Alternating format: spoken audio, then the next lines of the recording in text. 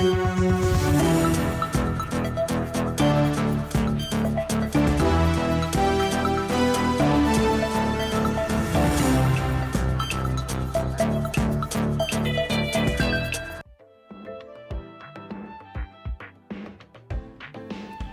right.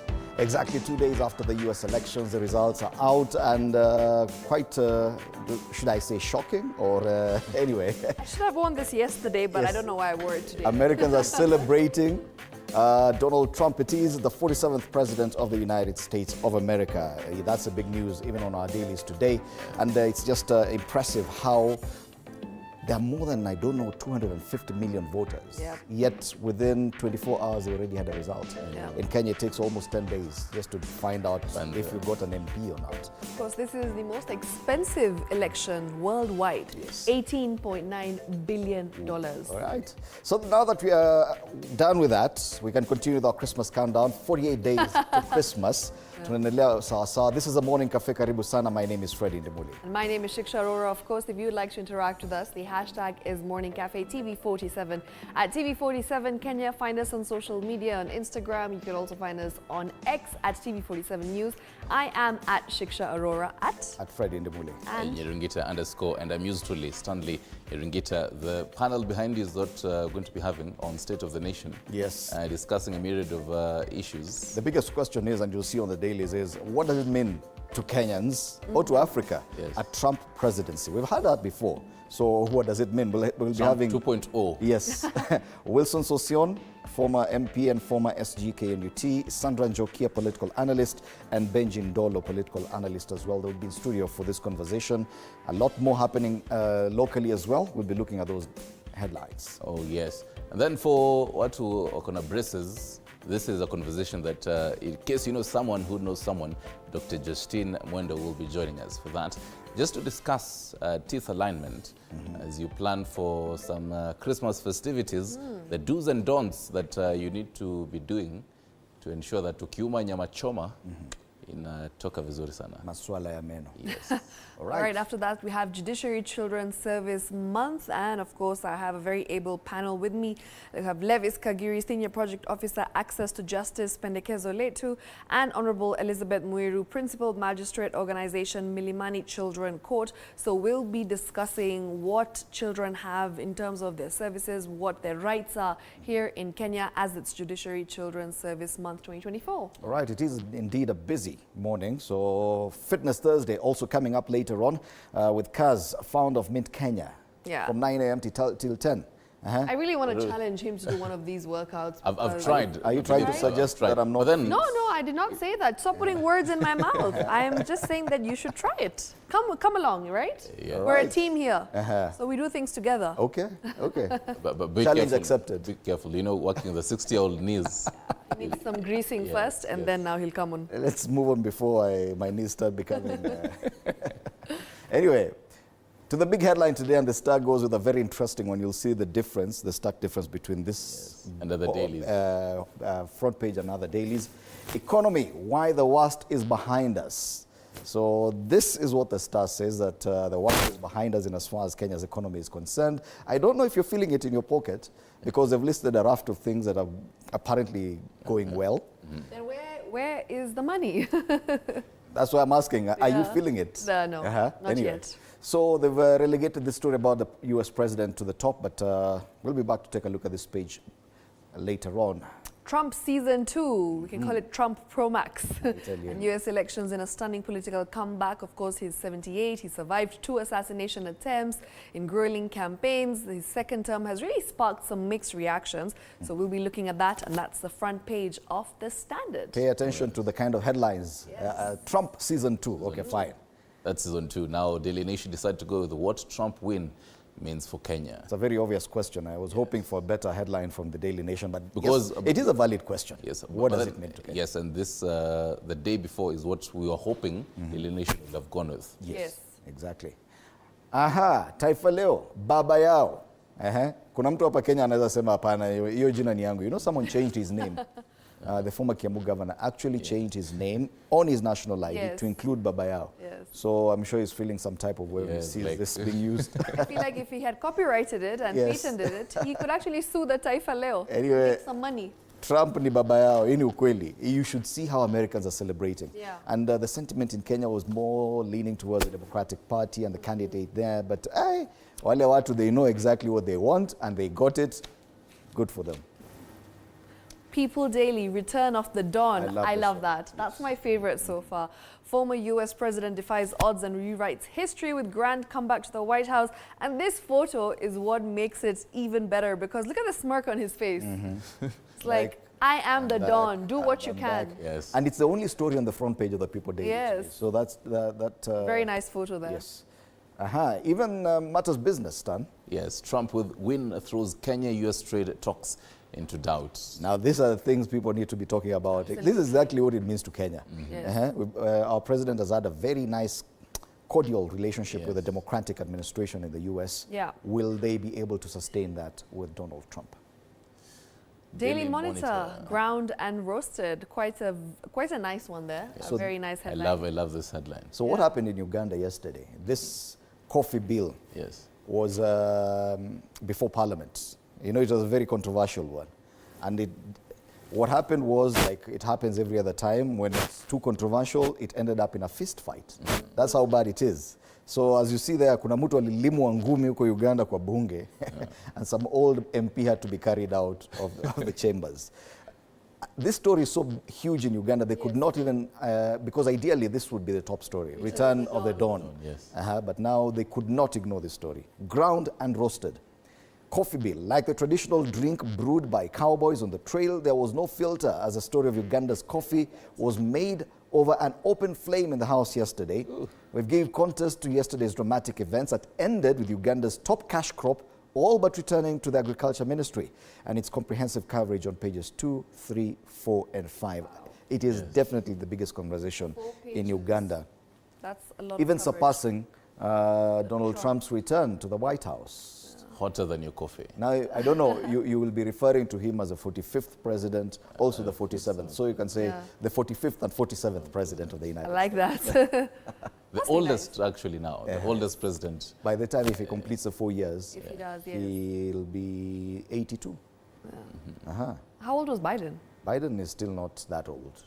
I don't think he's that old yet. But Trump appears quite strong. He does. The energy is something that we... Did you see yesterday when he decided to say, "You're fired, Kamala"? I didn't see that. Did you see that speech? No. I left when he was talking about, this is what we need to do. He went on and on, and that acceptance. He was all over the place when he was doing all that. All right. It was a very interesting speech from one of the states where he said, "You're fired, Kamala." Well, and indeed she was fired. Yeah, she was fired. Still in Uganda, the new vision. What Trump win means for Uganda. So yeah, different countries are actually now speculating about what the next 4 years will mean for them. And of course, you can see a photo there, him pointing. It's like he's pointing right at Ugandans. He's just like, you guys. You know, especially in Uganda, they've really had trouble with the liberal Democrats. Absolutely. Because of issues to do with human rights, LGBTQ rights and stuff like that. Republicans are more conservative. Yes. I don't know if the relationship will be the same between a Republican administration and Uganda. The kind of sanctions that the Biden administration sent Uganda's way probably could be reversed with Trump as president. So what does it mean for Uganda?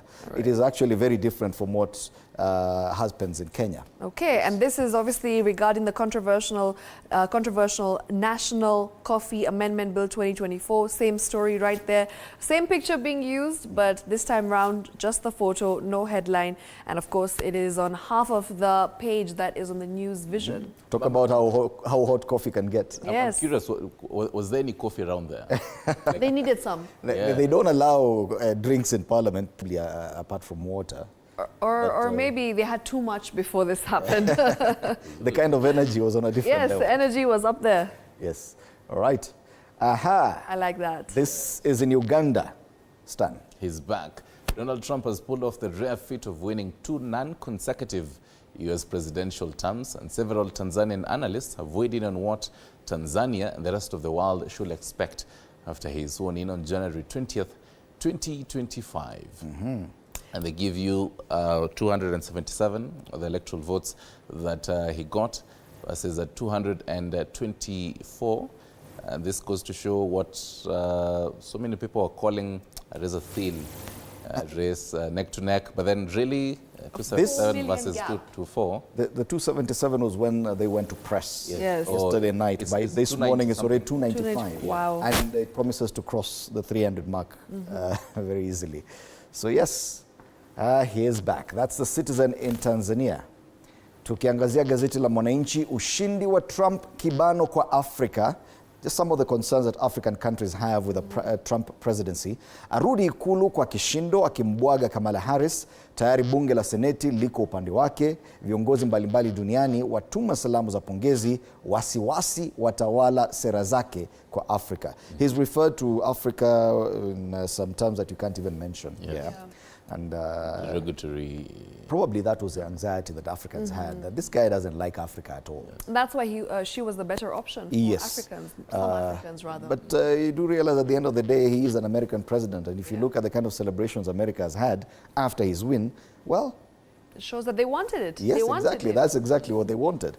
But then now in flip side, because during Biden, between Kenya, Uganda and Tanzania, Kenya will seem to be really cordial so much with the US. Right now, we wait to see between the three countries who is going to be more open to go to the US and even have a personal conversation with them. And actually, regionally, I think we've been criticized for being too,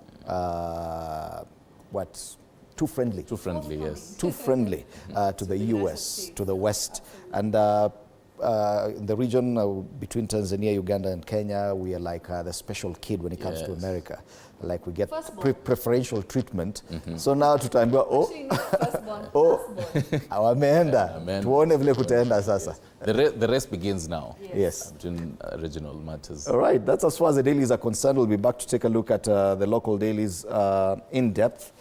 Na hii inaleta mushkin. Sasa tuangalie masuala ya weather. It's raining here in Nairobi this morning.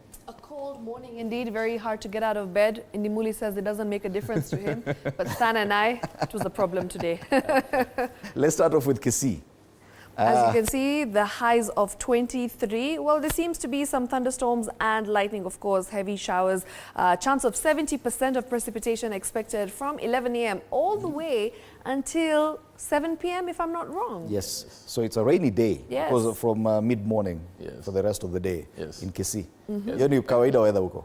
By the way, and actually the fact that you're having some of these areas, because it being 48 days to Christmas, it's very important if you're planning to travel to a country, you know how the weather forecast is going to be, particularly for the roads as well, the kind of transport that you're going to be using while you're going there. Right. Because you just can't be going with any vehicle and you're going to Kisii and the kind of soil that is there. I tell you, for your safety.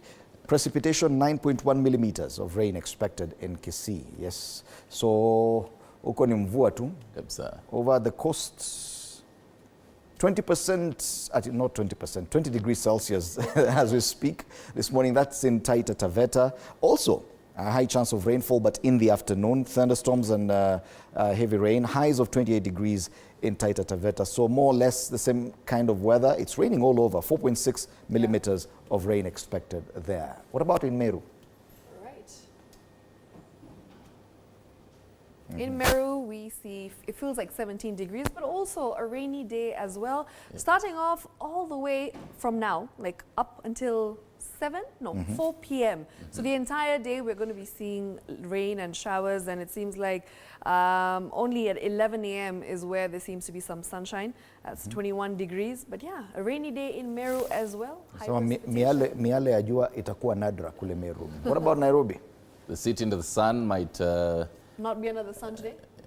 Let's see. Yes, it's actually going to be quite cloudy. So if you're leaving the house right now, be very careful to ensure that you have that umbrella tucked in somewhere. Niliambiwa it's some toxic masculinity as a gentleman to be carrying an umbrella everywhere. No. Help someone. What will the rain do to you? What can the rain do to you? Are you going to melt? So yes, wanaume tafuteni umbrella, gumboots and all that, because today is going to be quite rainy. It might just be sunny into the evening. So 4 p.m. onwards. Yes, 4 p.m. onwards, probably. That is how the weather is looking like. All right, as of today. 4.6 millimeters of rain in Nairobi, so definitely do expect the showers later on. So that is as far as the weather is concerned, but it also promises to be a very busy day. So Yes. how is your diary? On matters diary, it is a 4-day of KCSE exams. For the theory exams, leo wana boronga Kiswahili vilivyo, ladies and gentlemen. Paper 2 of Kiswahili Lugha, that is in the morning, and then in the afternoon they're doing the paper 1 Kiswahili Insha. Remember back in the day writing niliamka. Nirauka. Oh, Guys, come on. makosa ni yangu. Nirauka asubuhi na mapema kabla jogo. Kuwika. That's it. And That- then that's nilikuwa all. nikilala 444. And then pundesi. Punde. Punde siku. Yeah, see, like these are things that I still remember because I'm like, when will I ever tell someone nilirauka asubuhi na mapema kabla jogo kuwika? And I was just like, I will not talk to someone like that. They look But at you me like, be like, why are you saying 444 You in should this try today. conversation? Ideally today we should be speaking Kiswahili. Yeah, Moyo all day. ulinidunda duku duku. Nikalala chali kifo cha mende. Tremendous. but seems like some of the artists use it in their songs. Yes. 'Cause there's a song where they've used Kifo Chamende by Right. Matata. Oh, yes. Yeah. At least it will come in handy at some point. Fred wouldn't know that song, but I'm glad you know it, Stan. Really? Oh, you've really joined that group now.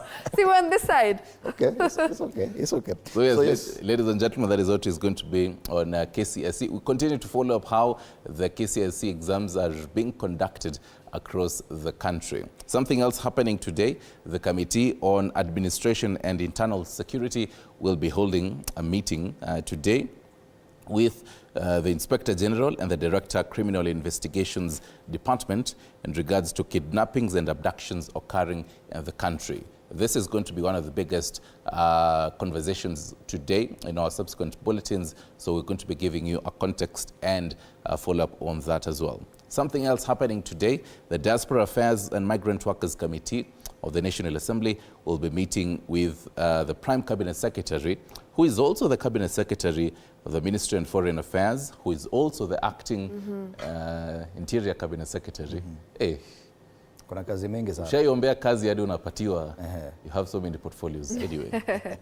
So the main agenda of this meeting will be the safety and welfare of Kenyan migrant workers and students, particularly in the Middle East countries, particularly in Lebanon. Yeah. So we're going to be getting more numbers. Now remember, some weeks ago, they had released, the Prime Cabinet Secretary, as well as the Minister of Foreign Affairs, had released the numbers of Kenyans who had been evacuated from Lebanon Yes. because of the war that is happening there, and brought back to Kenya.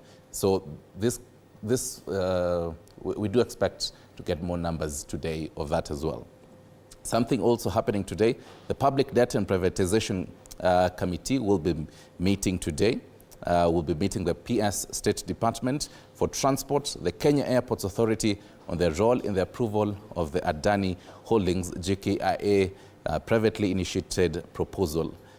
So that is just what is going to be happening. Something else also, the Social Protection Committee is going to be meeting the State Department for Social Protection and Senior Citizens Affair today. Well, they're going to be discussing the Social Assistance Amendment Bill, and we do also expect if matters, the Social Health Authority might just be coming up in these conversations as they meet. So today, quite a number of conversations from Parliament happening as well. That is just a nutshell of what to expect. Right now, though, let's get into the newspapers.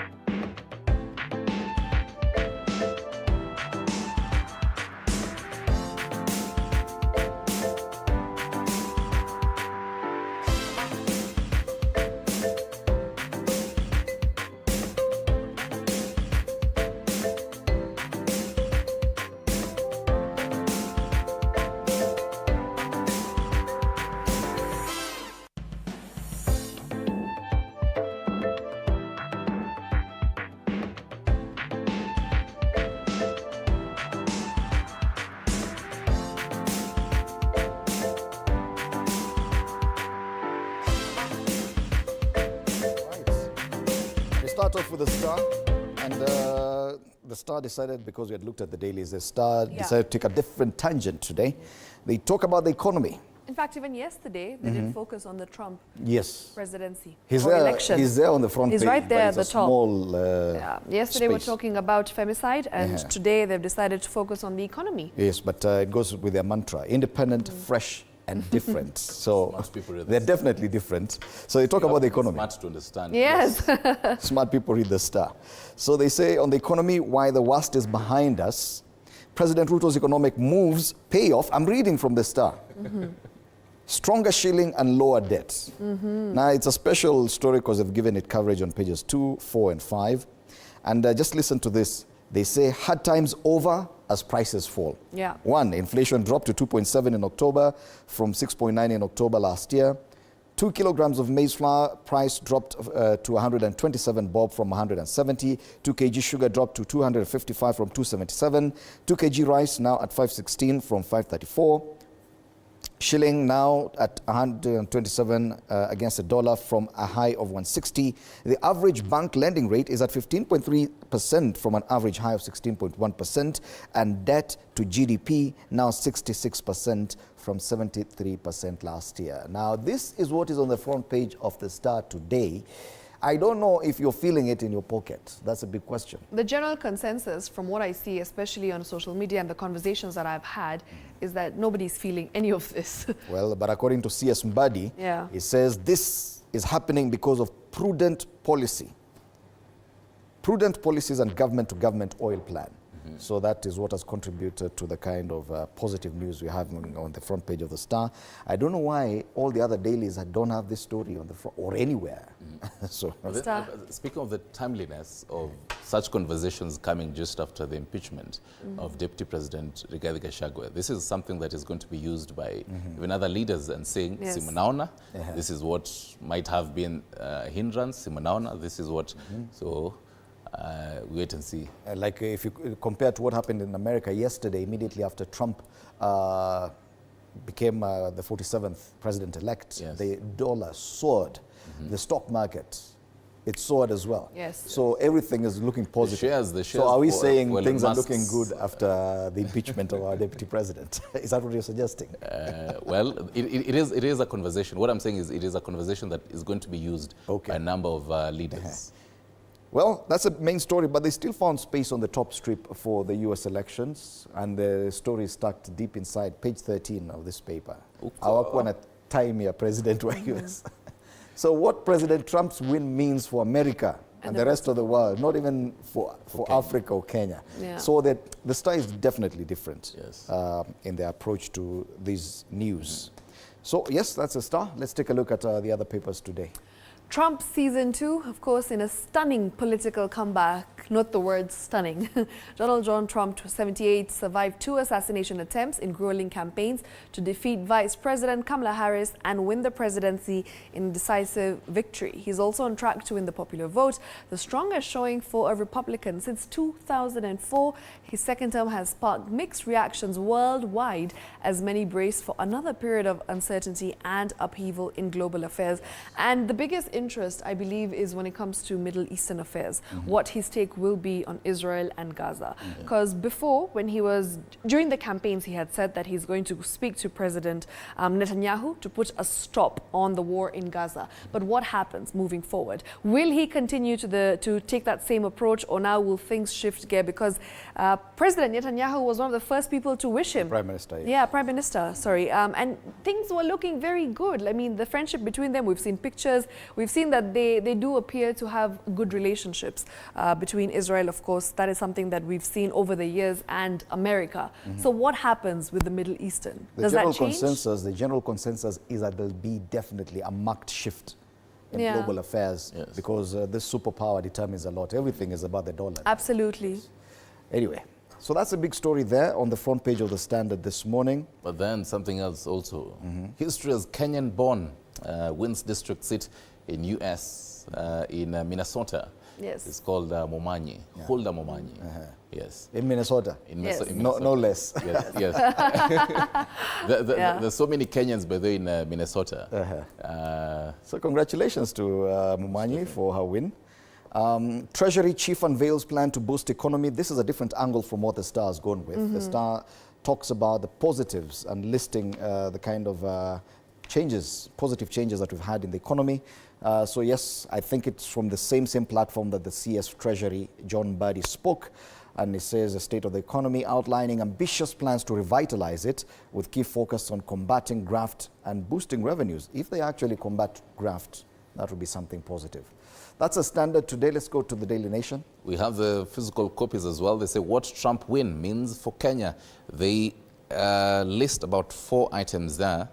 Number 1, prefers a free trade agreement with Kenya. Number 2, Trump takes dim view of financing foreign security missions. Now, this is actually going to be the meat because remember this Haiti mission that Kenya is on the front line ends next year, at the end of next year. This month, President William Ruto said that we do expect about 600 troops to be sent to Haiti. So if Donald Trump comes in and takes an about turn on this whole mission, what does that mean? The whole mission. Number 3, Trump will not promote abortion and LGBTQ plus rights in Africa. Number 4, Trump prefers limited U.S. funding of international organizations. So including the UN. Yeah. yes, so Yeah. So that it is He what? did cut down the funding Yes. when his last Yes. tenure. Interesting. something else that you need to know this morning if you are a frequent of the Jivanji Gardens. Listen to this. Jivanji Estate is no longer public land, the developer now says. City Hall says that in 2018, the title certificate for Jivanji Estate was registered in the name of Nairobi City County. I believe this is a... it's a different from the Jivanji Gardens. Yes. Okay. Other conversations here. Shopping receipt that uncovered another victim of Isili killer. The document proved crucial. It had details that will help investigators uncover the victim's identity. It's something that you're going to also be focusing on in our newsrooms today, just following up on the Isili murders as well. That is a nutshell of Daily Nation today. All right. Gazeti la Taifa Leo, baba yao. Ndio habari kuu pale kwenye ukurasa wa mbele. Donald Trump aruka viunzi kadhaa ikiwa ni pamoja na msururu wa kesi kotini na kuepuka risasi ya muuaji. Ananukuliwa pale kwa lugha ya Kiswahili, hatutapumzika hadi tuhakikishe kuwa tumeipeleka Amerika mahali ambapo inastahili kuwa. Donald Trump pale. Imagine if he actually says that. Hatutapumzika hadi tuhakikishe kuwa. You know, the whole gestures with his hands. But Kiswahili is very wordy as well. He could actually benefit from that. Yes. He's also very verbose. Yeah. I don't know if you guys have seen social media and the videos that have been going around, doing the rounds. There's a video where he said Kamala Harris is at a dance party with Beyonce. Yeah, Beyonce. Beyonce. So people have made a remix of that. And, you know, one thing for sure, he is the most interesting president that America has had. Not we, America. He's giving Sonko vibes. Yes. Vidokezo zaidi pale kwenye ukurasa wa mbele wa Taifa Leo, aliye na asili ya Kenya ni mbunge US. Hulda Momanyi. Kwengineko bado masuala ya Marekani, Harris aingia mitini baada ya kubwagwa, lakini later she came out and gave a concession speech. Yes. Gachagua sasa inua mikono, ni masuala ya mahakamani. Pale juu mwanamke azima mazishi ya mbunge, na kwengineko hawa si wale Real Madrid na Man City. Real waaibishwa nyumbani nao Man City wakiona cha mtema kuni ugenini. Pia Arsenal jana walizabwa bao moja, lakini walikuwa ugenini Milan.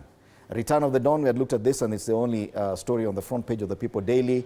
Even in terms of business, Trump win throws Kenya-US trade talks into doubt. This is another consequence or expected consequence of the win by Donald Trump. Let's take a look at the caricatures this morning. And we start off with the People Daily. The burning question is, will it be another political reward? Yes, they talk about the interior docket now that it's vacant. Amekalia jiko pale. It's a very hot seat. A hot one. It's a hot seat. So they talk about the burning question there. Will it be another political reward? Debate on who will replace CS Kindiki. I am rehired. So this is the standard. They focus on the US elections. Yes. So... And look at what the commentator has to say. Immigrants. Immigrants. That's all. That's all you need to know. I am rehired. Yes. And the last one there. This is Daily Nation. Aga's conversation from the recycled bin and jumping out of the recycled bin is Donald Trump. Are they saying that he has been recycled from the trash? Yes. Or that he was trash, now he's president? He's out.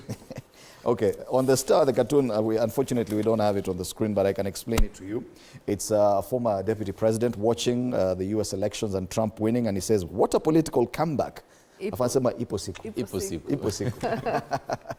Rigathi Gachagua. So these are just some of the discussions we'll be having with my panelists after the break. Do stand by for that conversation. Later on, a lot more conversations coming up on matters dentistry. Absolutely. We have a doctor in-house, Yes. a dentist, who will be telling us more about braces especially. And teeth alignment. Yeah, as so well. brace yourself for that. Okay, after that, We'll also be speaking to, it's a judicial week, Children's Judiciary Week, that is Judiciary Children's Service Month 2024 rather, and then we have experts in studio who will be giving us an insight on the same and what children's rights are this service month. all right, then Fitness Thursday will wrap up the show later on. So yes, Because it's a Junior Friday, you have to prepare your legs for the long weekend. okay, Yes. prepare. Sawa, let's take a break right now. We'll be back with more.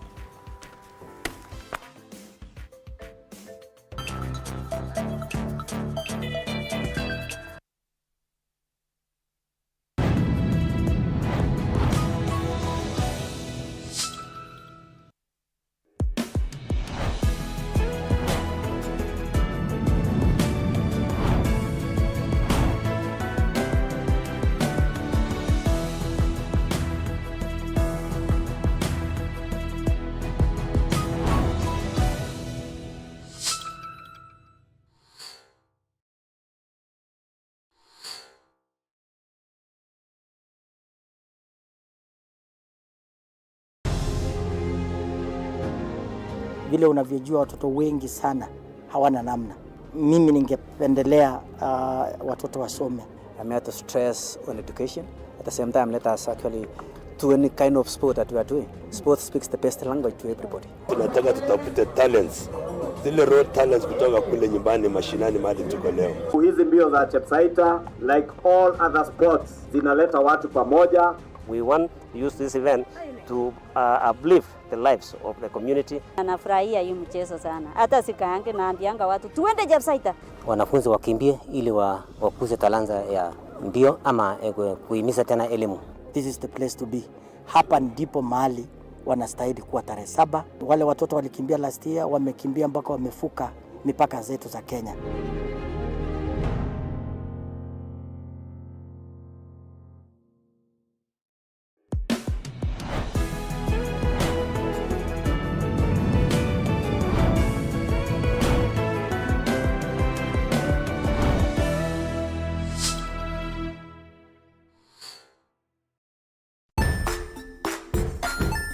Hey there, friends! Welcome to Kids on the Block, where fun and imagination come alive.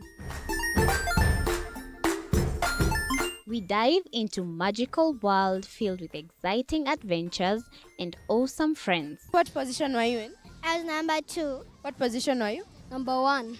He decided to cross the bridge by his house and look for food on the other side. We're going to do half cup of chocolate chips, and the other one, we're going to do half cup of the blueberries. So, grab your imagination hats and get ready to explore with us. Join us every Saturday at 9 a.m. for new friends, amazing stories, and tons of laughter.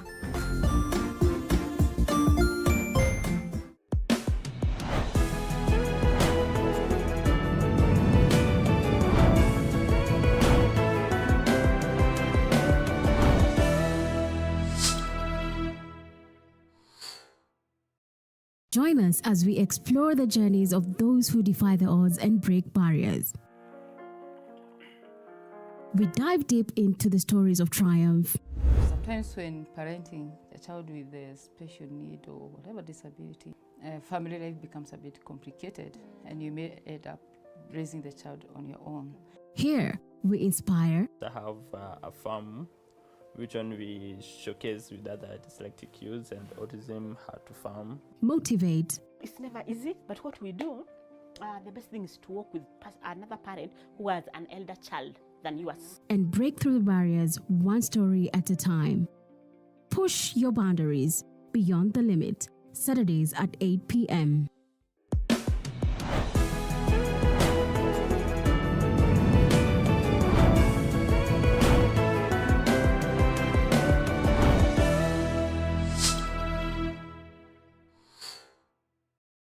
The Grind, where business meets brilliance. It's not just about the ideas. I was working as a shampoo boy. I used to wash clients' hair on the sink. It's about making them happen. From big wins. In primary school, when we would be asked what people want to be, I was categorical that I want to be a nurse. To hard lessons. The consoles change, the gaming equipment keep changing. We cover it all.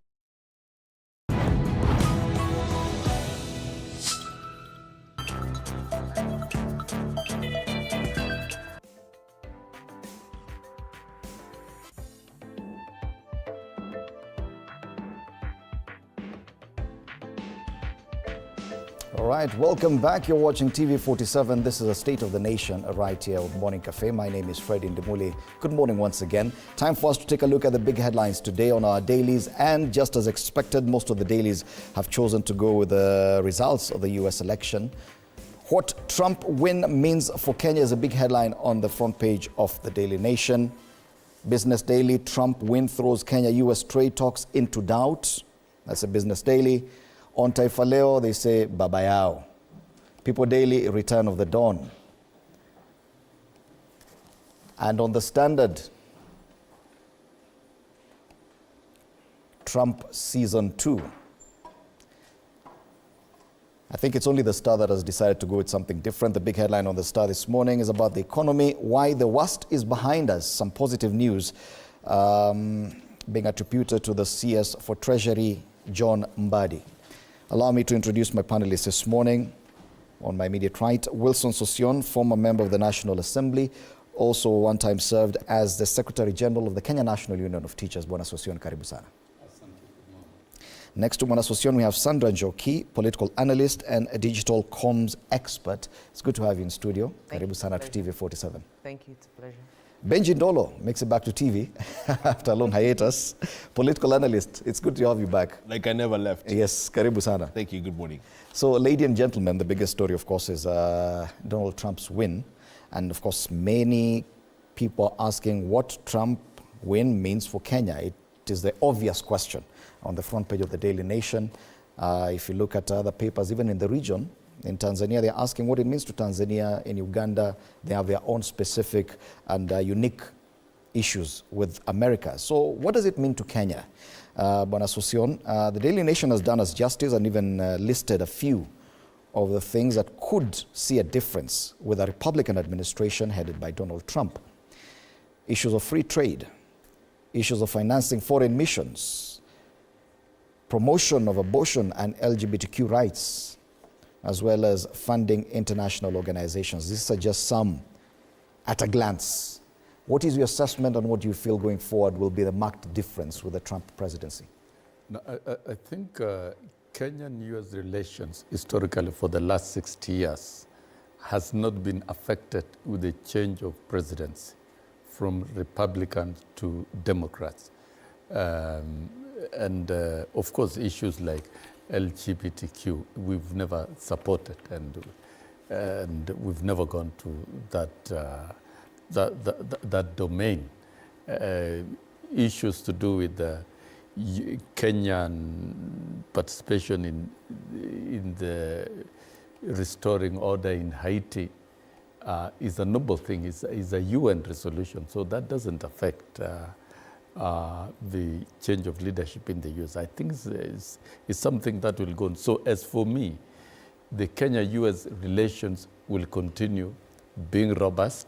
For us as Kenyans, the Kenyan government is never partisan either to the Republican or to the Democrat. That is not our business.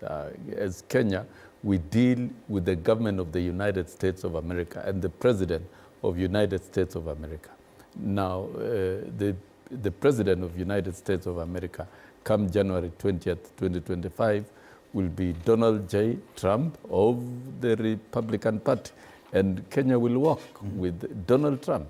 And we've seen President William Ruto has sent out a very detailed congratulatory message and an assurance to the president that we'll continue working together. So the bilateral engagements, with a lot of it, with the US will continue. Nothing much is going to change, because one thing you ought to know, Fred, is that even if Donald Trump is the president succeeding Joe Biden, it doesn't mean everything is going to be overhauled, including disrupting relations. No, they're going to be strengthened. But then there are fundamental position shifts in foreign relations policies that Donald Trump has pronounced. But that has got nothing to do with us as Kenya. It's got to do with the global peace, war in Ukraine, and war in Gaza, and reducing, avoiding the U.S. getting involved in promoting global conflicts. And I think the focus of Donald Trump is the focus of Americans. We have no problem with that. All right, and as that is the ideal situation, that even with any transition in a country's administration, that the foreign policy would at least remain a bit stable. But we've seen that foreign policy does change significantly with the change in administration. The Republicans are very conservative, Sandra, probably on the issues of culture, issues of abortion, women's rights, reproductive rights. A lot of the funding that comes through the non-governmental organizations in Kenya, coming from the way of America, they're usually laced with some of these discussions, issues to do with promotion of abortion rights to some extent, and we've seen the kind of clash that the US had with Uganda on the issue of LGBTQ. These are not issues we can ignore. A lot of funding for NGOs and other societal programs in Kenya does come from America. And Trump represents a marked shift from that kind of thinking. Is it right for us to say that nothing much will change? I'm of a very different opinion from Bonasosion, because one, Donald Trump is a very radical individual. Yes. And he's a person who pushes all efforts to make sure that his principles and policies actually manifest. Mm-hmm. And so to begin with, I think one of the changes that we could probably see in Kenya, you see, his MAGA theme is about immigration restrictions. So one would wonder, how would that affect Kenya? But remember that the Central Bank of Kenya already factors in diaspora remittance as part of their revenue stream. And for example, in 2023, we had 542 billion as our diaspora revenue. In 2024, even before the year comes to a close, we've already recorded 607.3 billion. That's already a 69 billion rise from last year. So if there are immigration restrictions, we're saying that we may see a number of Kenyans coming back home. We may see less number of Kenyans going out there to America. Because that's our biggest diaspora destination. So that will mean CBK and the country will see a drop, may see a drop in our diaspora remittances. And you can see those numbers are not small. And then again, we go to his MAGA policy, where he puts, his theme is to put America first. Remember, during his first term, he had serious, nasty rhetorics about Africa. Mm-hmm. So we would probably see him, now that the American economy is not at its best, we will see him restrict US taxes from going out, especially to the continent of Africa that he's never had very good words for, and retain more of that. In my view, the 300 million that is being paid for the Haiti project, I would not be surprised if we see Donald Trump decide that, that's not a priority. Haiti has never been, in his focus, even during his first term. Then again, we've got things like the climate change, which is one of our pet projects in Kenya and in Africa. Therefore, we could see a significant reduced funding in that line. When it comes to the LGBT, that's the only thing that I think Africa will be happy about. Because Donald Trump is very clear that, LGBT is not his priority. He even said that he's going to reduce funding for, schools that will that are pushing the children towards that line of culture. For Africa, that's a relief because, that's not our culture. So I'm sure President Museveni is smiling from here till December because, he had been put under a lot of pressure for that bill is it a law that they had put out in Uganda. So I do not think that we can sit back and say Donald Trump will not change the situation. The only thing that we could expect him, he may try to keep face on global trade. For the simple reason that China is coming up. And so he would want to make sure that America retains its global lead when it comes to trade, especially in Africa. Funny enough, in Africa, all countries want to hang out with Africa for the resources that they can get out of us. And if he feels that China is getting a lot out of Africa, he will try on the trade platform to outdo China. Okay. Yeah. Interesting sentiments there. Benji Ndolo, you've been very vocal on this about this election, especially on social media. You have been very critical of Trump and his policies. Where does your concern stem from? Morning, once again, my brother. I did a lot of my schooling, my learning in trade and business in the U.S. And so the U.S. is a country that I understand very much when you talk about the lay of the land, when you talk about the people, the potential. I was just telling a friend of mine yesterday, if you look at some of the things that Elon Musk is doing, the accuracy with which he's bringing back rockets from space, compared to us here who are trying to just sweep Nairobi and have a decent city. It's, Sandra, if you think about it, it's actually unbelievable because the accuracy of these rockets coming back from Mars is so high that people are saying it looks like a reverse video. This is how advanced the country is. You talked about social media. Every other show that you know around Kenya is on Facebook. Facebook is an American company. I was at lunch somewhere yesterday and I noticed, I didn't know people still take a lot of Coca-Cola. Again, in the remotest parts of anywhere in Africa. And therefore the top 10 brands internationally, including Twitter, which the same Elon Musk bought, I think, for $44 billion. Twitter. Elon Musk bought that individually. So when you look at our budget, we are unable to disburse to counties. We're unable to fund education. Mheshimiwa will tell you that he has fought for education almost all his life, risking his life and limb for education. When you look at a country like that, where we have a lot of relatives and a lot of ties and a lot of roots, it has to bother you, Fred, that Trump is a criminal convict. I did not convict him of crime. Trump has many cases. In fact, I was just looking at some international news on my way here, where he was awaiting sentencing on one case, but there's a federal matter to begin on election interference in Georgia.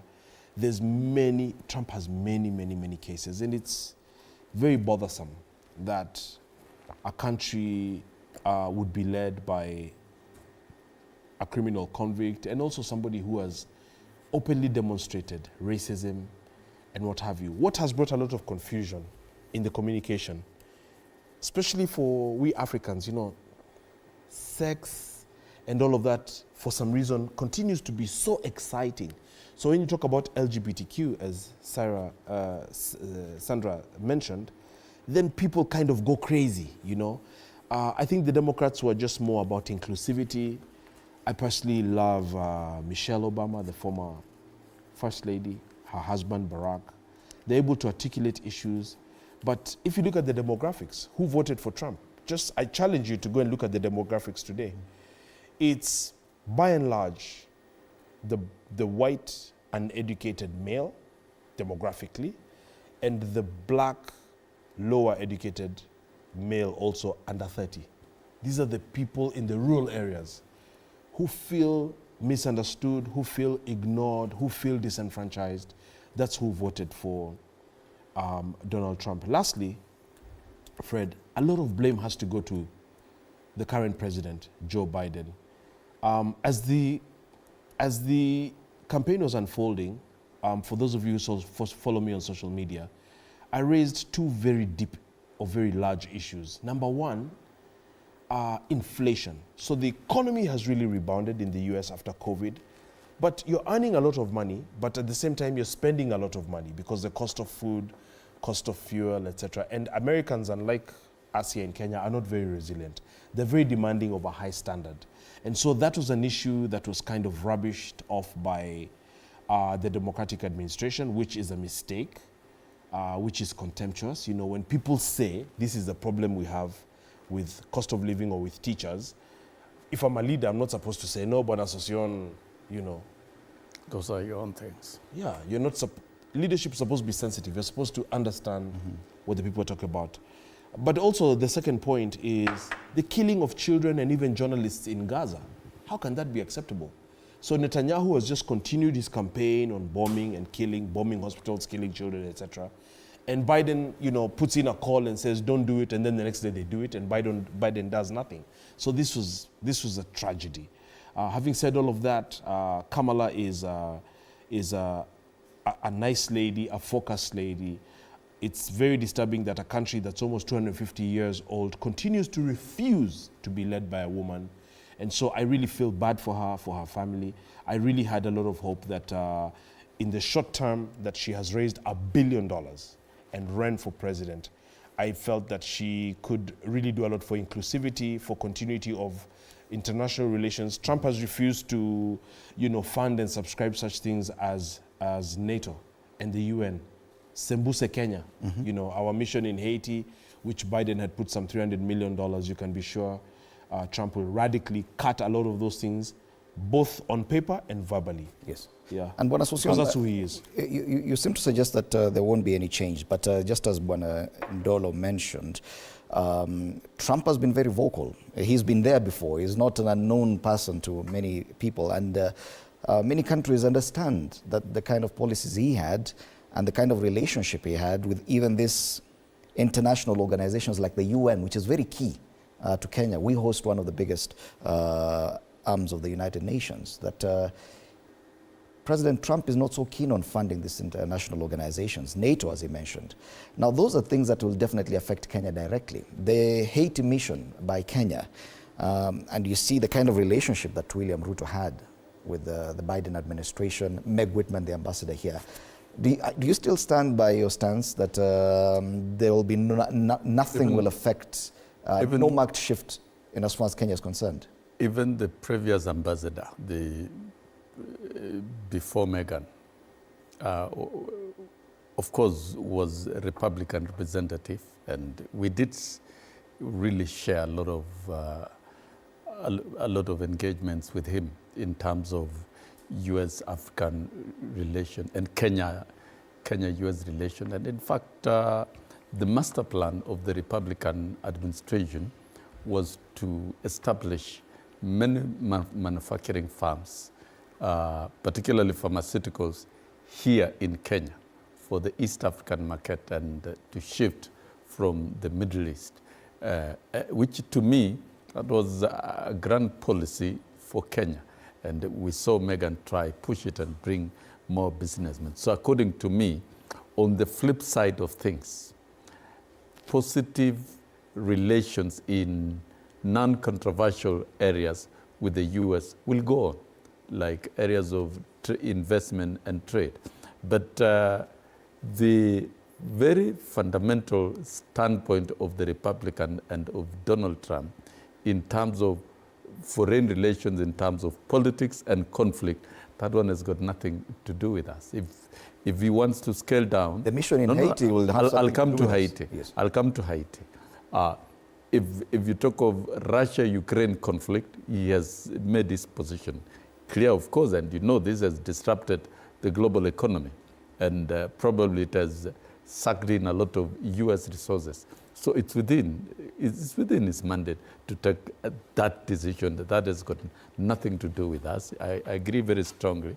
Things to do with conflicts in Gaza and killing of children and the wanton genocide. In fact, what we are witnessing is genocide presided over by the Democrats in the US. Of course, that didn't go down well globally. And these are discussions that are coming out very clearly, even right after elections. On Haiti, we are yet to see. The Haiti mission really was backed by the US because it's a decision of UN. And Donald Trump has not pronounced himself with respect to Haiti, but we shall know with time. He has previously expressed his reservations at the U.S. Level of funding for the UN, which is the same source of funding. Those are just now mere speculations. If it reaches that time of being specific, of reducing funding, support to the police forces, the multinationals in Haiti, then it can be dealt with at that level. Because for us as a country, if we don't have resources to do that, then of course Haiti mission collapses. Haiti mission will only succeed under the support of the UN.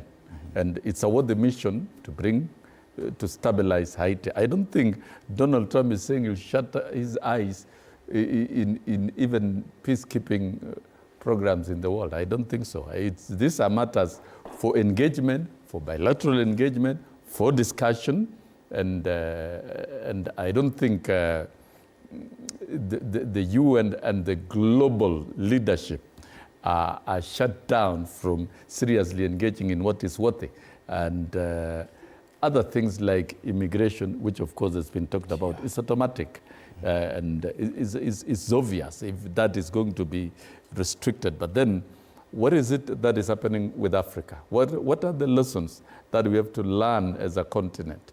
Must we wait for the benevolence of an administration of either Democratic Party or the Republican Party as African continent so that we can get favors?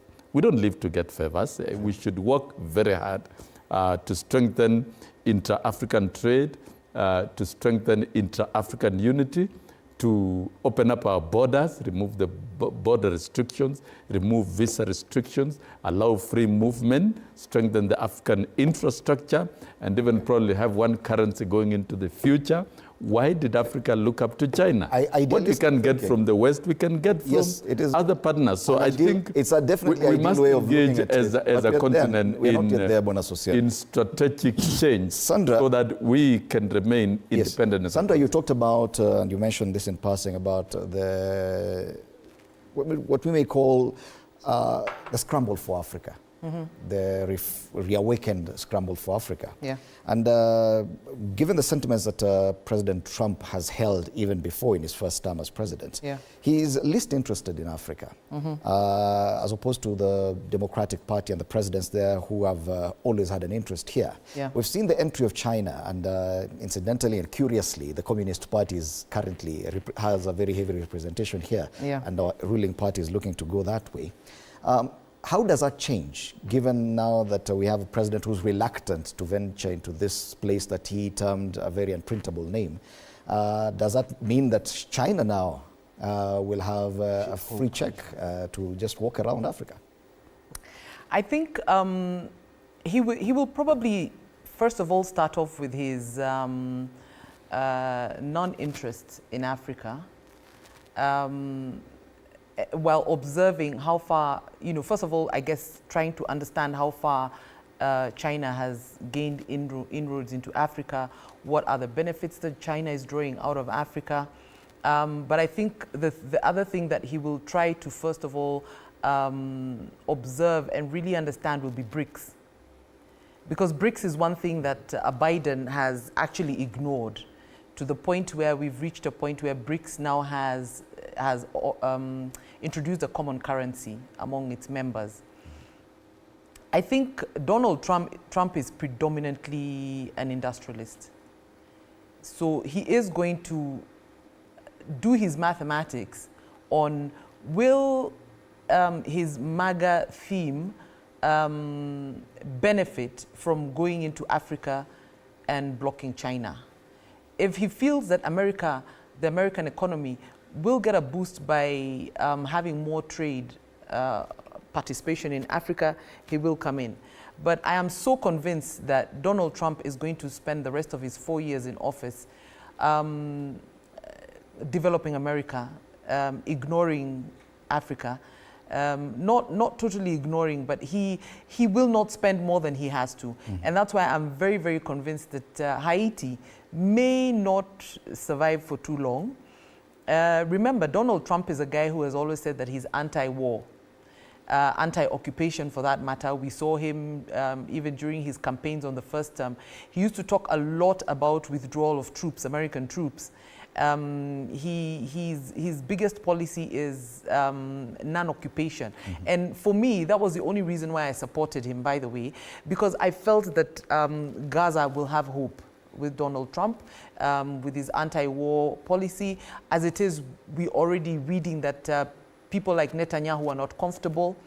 When in his first term, Donald Trump went into Saudi Arabia. He was one of the few presidents who've gone into Saudi Arabia, and he tried to broker what he called one of the biggest deals of the century between Israel and Palestine. So with his anti-war policy, we can see Donald Trump wanting to shut down Haiti, if you ask me, because that would be like within his war perception. Okay, thank you. Sorry to cut you short. We are due for a break. Okay. Let's take a break right here at Morning Cafe. We continue this conversation on the U.S. election and that win for Trump. What exactly does it mean for Kenya and for Africa? More after the break.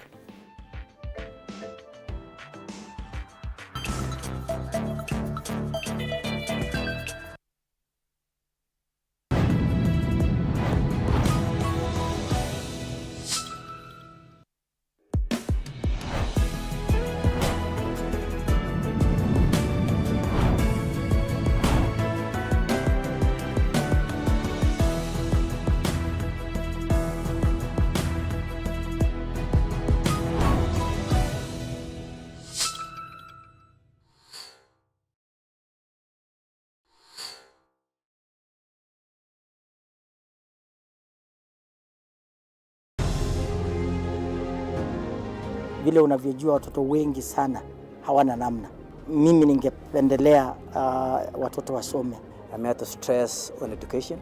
At the same time, let us actually do any kind of sport that we are doing. Sport speaks the best language to everybody. Tunataka tutafute talents, zile raw talents kutoka kule nyumbani mashinani mahali tuko leo. Hizi mbio za Chepsaita, like all other sports, zinaleta watu pamoja. We want to use this event to uplift the lives of the community. Anafurahia hii mchezo sana. Hata sikaange naambianga watu tuende Chepsaita. Wanafunzi wakimbie ili wakuze talanta ya mbio ama kuhimiza tena elimu. This is the place to be. Hapa ndipo mahali wanastahili kuwa tarehe 7. Wale watoto walikimbia last year, wamekimbia mpaka wamefuka mipaka zetu za Kenya.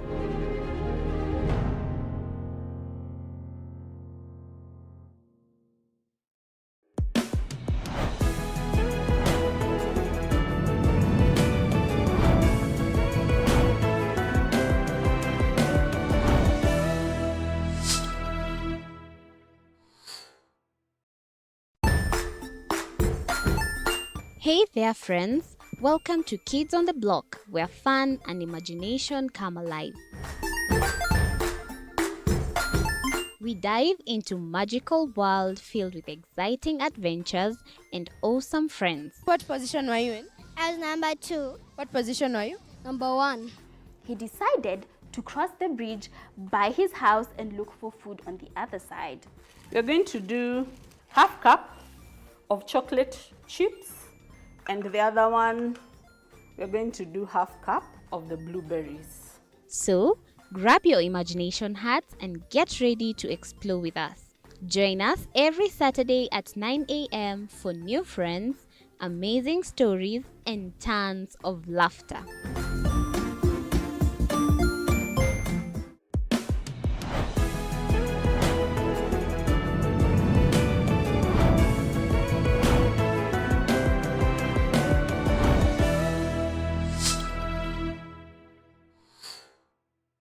Join us as we explore the journeys of those who defy the odds and break barriers. We dive deep into the stories of triumph. Sometimes when parenting a child with a special need or whatever disability, family life becomes a bit complicated and you may end up raising the child on your own. Here, we inspire. I have a farm which one we showcase with other dyslexic youths and autism how to farm. Motivate. It's never easy, but what we do, the best thing is to work with another parent who has an elder child than yours. And break through the barriers one story at a time. Push your boundaries beyond the limit. Saturdays at 8 p.m.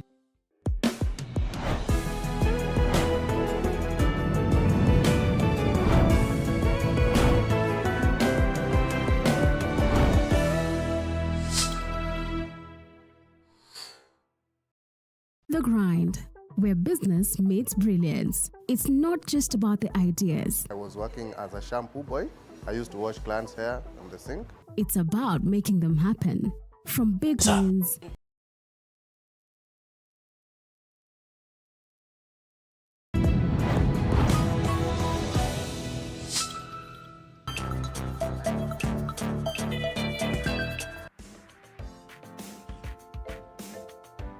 You're watching Morning Cafe on TV 47 with me, Fred Ndimuli. We continue looking at the big headlines, and one of the headlines says the shilling was unmoved as dollar rallies on Republicans' victory. Still more stories about the reactions to the win by Donald Trump, the 47th President of the United States. We continue this conversation with my panelists, Wilson Sosion, Sandra Njoki, and Benji Ndolo. Just before the break, Sandra, I interrupted your train of thought. I hope you can still continue with that. You're talking about the scramble for Africa and what a reluctant U.S. president would mean to the rest of these big economies.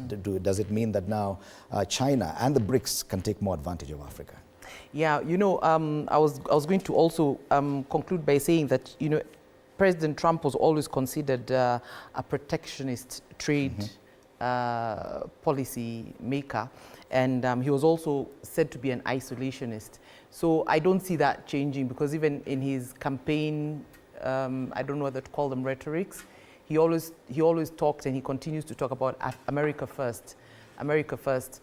The only thing that the world or Africa can expect from Donald Trump, if you ask me, is a more peaceful global nation, because he is very intent on quelling the wars.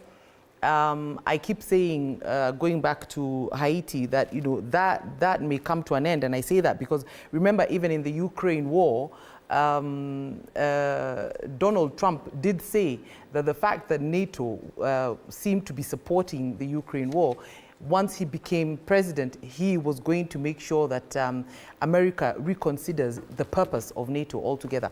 Now, if this is the president who's ready to reconsider America's presence in NATO, why on earth would he care about African troops in Haiti? So I really think that we're going to see a lot of fundamental shifts in trade. If he does build America, the economy as he did last time, although Barack Obama keeps saying that was his work, if we get a stronger dollar, then again, remember, the Kenyan shilling starts to weaken again. Let's just hope that John Badi will be up to the task. All right, and Benji, the headline on the Business Daily talks about how this win will throw Kenya-US trade talks into doubt. They talk about trade talks that were to be concluded at the end of this year, that now that is in disarray. So say, I'm reading word for word, for Kenya, this signals the start of fresh negotiations, given that Mr. Trump and the outgoing President Biden pushed trade deals that were polar opposites. Trump's administration of 2017 and 2021 mooted a full free trade agreement with Kenya, seeking to lower tariffs between the two nations. But Biden administration shunned traditional trade deals and did not resume those talks. So that shift, a change in transition definitely means a shift in how the approach is. Instead, Biden opted for talks about non-tariff partnership, focused on boosting labor and production standards in Kenya. Goes on to talk about how Trump team will restore the full trade talks, whether or not they will restore, with a dumping of the Biden pact amid the end of the Africa Growth and Opportunity Act, AGOA, which expires next year. So there's definitely an opportunity for Trump to either revisit the AGOA Pact or to dump it altogether. So definitely we do expect a marked shift in how these two countries are going to relate as far as trade is concerned. Actually, Fred, what I kind of see we can learn here, what I find very interesting as a parallel, is how Trump's policy is America first, and our current administration is Kenya Kwanza. That's actually the same thing in different languages. And therefore, the challenge to us would be just to look at how we propose and implement policy, and does it really favor ourselves, or do we leave ourselves open to exploitation? One of the casualties of all these changes and differences between Kenya and the US, Fred, is the delayed kind of stuck project. Initially that was proposed under President Trump by President Uhuru to be done by Bechtel, which was the construction of the superhighway between the capital city Nairobi and the port city of Mombasa. I've been, advocating for that for a long time, and those talks began and then were shelved or shifted under President Biden, and now, because the project hasn't started, it remains to be seen, how that will go. It's a necessary project. It's a project that initially was rumored to have been delayed by, the usual, corrupt practices and what have you. We avoided saying again on air, as whole countries. That's how Trump sees Africa. It's very interesting, even reading the analysis now. If you remember his initial bid, Donald Trump, his initial bid, and his castigating of Mexico. And here I'm just going to quote him, that from Mexico, they're sending us the worst of that country. It's full of rapists and thugs, and they're just coming over the border, and I'm going to build a wall. And now to see that part of the people who voted for him were Hispanics. And so there's something to learn there, because I'm told that with immigration, nobody hates an immigrant more than a legal immigrant who used to be illegal. So as soon as they do their paperwork, then they now kind of look down on their brothers and sisters, even from the same country. So a lot of lessons here for understanding human beings and human nature, a lot of complications and dynamics. I think it's going to be pretty tough because Trump is very radical. Remember, a president, and this is what the other side had been saying, a president in his second term usually, and without guardrails, can be quite destructive. That's the truth, because they are not seeking election anymore. Trump is going to be 79 years old in a few months. Soon he'll be 80. He'll be leaving office when he's 83. As you said, he's an industrialist who inherited $400 million from his father many years ago, filed bankruptcy no less than 6 times. And so you don't expect him to be a very nice and diplomatic figure. He's going to be someone very radical, someone who can warn other countries, warn other presidents. And he himself said that in so doing, he hopes that, what he said is that Biden is old and soft, and so the world is blowing up all over the place. But he's going to be placing a phone call to the different areas and saying, look, this is what I want, this is what I like, and if you don't do it, I'm a strong leader and there'll be repercussions. So a lot remains to be seen. I think for us as a country, it is to perhaps try to find a common ground, try to find a working relationship, and hope that we get audience, and in so doing, we can, President Ruto on this side can identify quick things that we can work on a partnership with the US, but it's going to be quite tough. And of course, a lot of Kenyans are predicting online that the first order of business will probably be the recall of Ambassador Meg Whitman from here in Gigiri. Oh, yes. Yeah. So quite some reaction to President Donald Trump's win. What does this mean for Kenya? That's a big question that everyone is asking, at least on the front page of the Daily Nation. It's the same question we've been trying to prosecute here and try to see if at all we could find answers, but I guess it's a wait and see. We just have to wait and see what Donald Trump's presidency will mean for Kenya. So that conversation will continue, but let's stop it there for now. Come back home and take a look at other conversations that are featuring on the dailies. Of course, most of the dailies today chose to go with the US election and the results, but the Star, whose mantra is independent, fresh and different, chose to go with the economy. So the front page of the Star reads, Economy, why the worst is behind us. So CS Mbadi cites prudent policies and government-to-government oil plan as taking credit for this turn of events.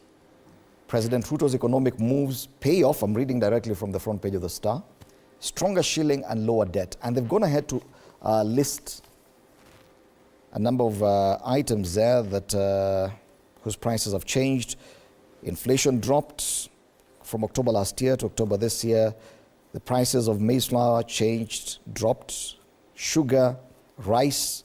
The shilling is now at 127 to the dollar from a high of 160. Bank lending rates dropped from 16.1% to 15.3%, and the debt to GDP growth to GDP now at 66% from 73% last year.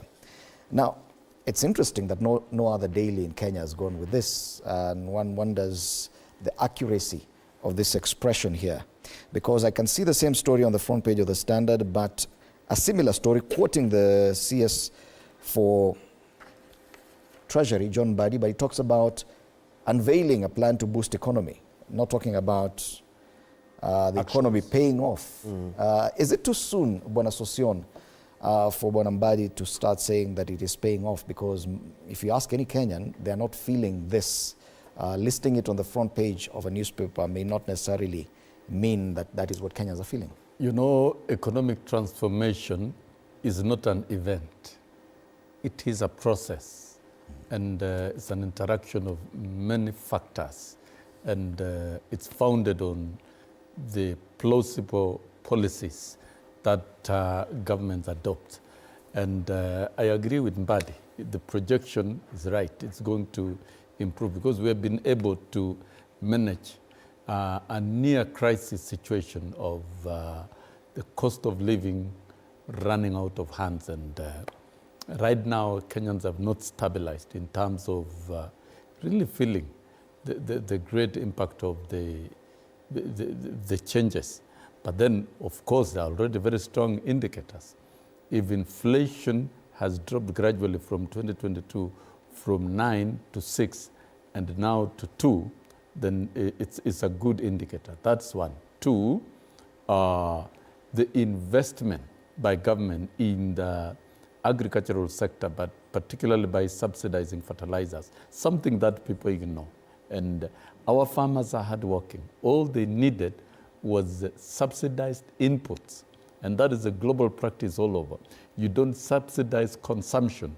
The initial policy of the previous administration of subsidizing consumption was actually a shortcut of embezzling public funds without any significant change in cost or even transferred benefits to consumers in real economic situation.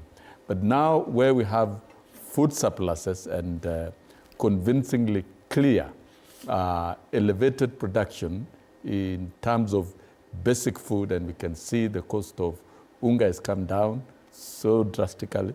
The cost of other commodities like sugar, rice, and the rest, they've come down. It's affordable, and it's available and reliably for quite a period of time. Then that really you can't ignore. It's a big indicator. And then the stabilizing of the shilling against the dollar, and we hope now with the change in the US administration and other things, we pray that our shilling remains resilient against the dollar so that it doesn't affect our people further. Okay. What Mbadi is doing, and Mbadi has come out to communicate very clearly. He's a very honest minister. We saw him as a chairman of PAC in the National Assembly, and is communicating very clearly. And he's saying, yes, they're engaged in further intervention measures so that the economy can look better for Kenyans, which I think that is a good, let's do the right thing. in terms of transforming the economy of this country. And let me tell you, Fred, the president was elected on a platform of transformation, and he has made it very clear that we must transform the country. Okay. To the extent that he has invited even persons outside his own political party and his own government, from outside government, to work together. But buddies from ODM and the rest, and I don't want us to go into that space. For every Kenyan, but I think the mission to transform the country, the mission to transform the country is not a political agenda. Okay. It is a national agenda And for the good of everyone. let's just assess the communication and therefore, the kind of communication. And as I've said, it's a process. We'll be able to see more indicators and more strategic. It's good that you talk about the process, because the Standard talks about the process, and it quotes the CS on the Standard, page 10, in the face of a sluggish economy and public impatience to turn around the country's fortunes, Treasury CS Mbadi has outlined an ambitious plan aimed at revitalizing the economy. Sandra, because we are simply reviewing the papers, it's this kind of communication where the Star chooses to go with what is working, that we are now doing better, and the Standard goes with a plan towards a better place.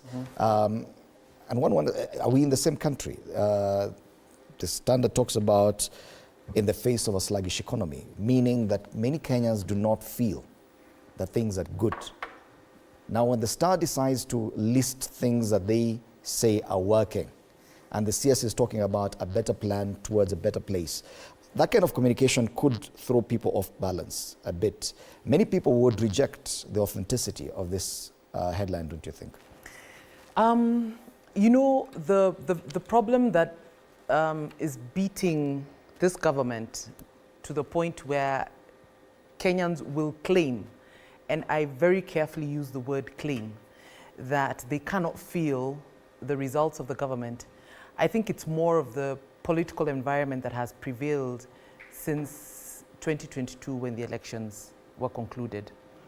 We saw our standard post-election violence or protests.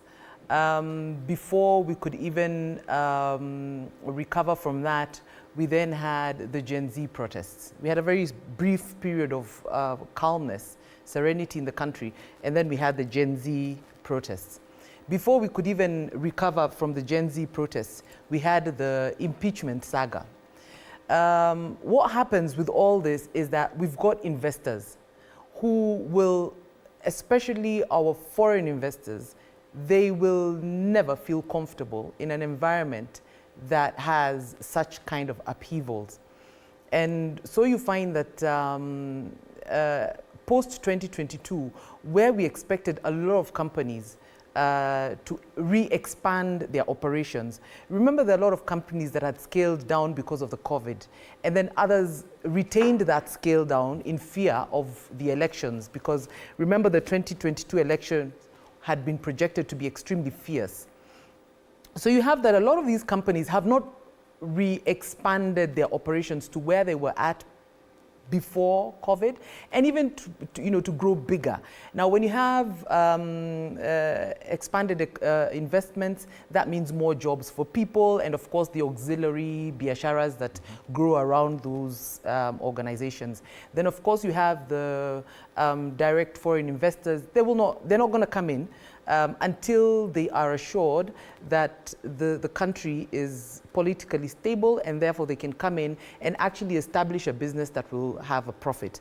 Now, what that means is that we've got a little bit more people out there who are jobless, and because they're jobless, they will not really appreciate when unga falls from 250 to 89 to 90 to 100.